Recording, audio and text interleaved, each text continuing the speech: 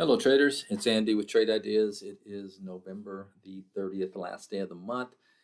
And looking at the SPY, we did have our first kind of red-bodied candle in a while. I mean, a little bit of a spinning or doji right there. But yesterday, we did see some selling and closing near lows.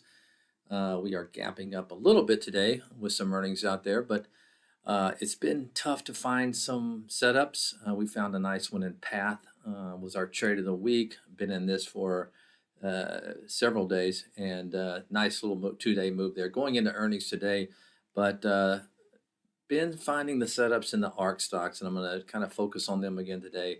I'm really liking this Uplink. I've been in this one for a few days, and if you can get through this, call it a 5-day high there, you can see it keeps wicking around that 1450 level. So watching that upwork.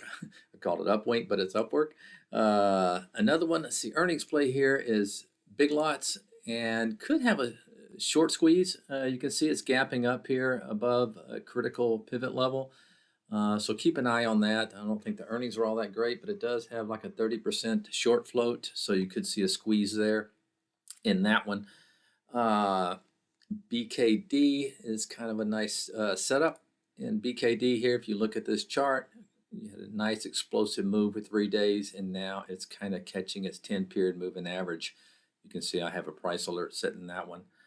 ASTN is one that I've been in, and just set your alert up here at this 2-day high. Another one of those kind of ARC stocks, I believe that if they stay on fire, these can really get moving.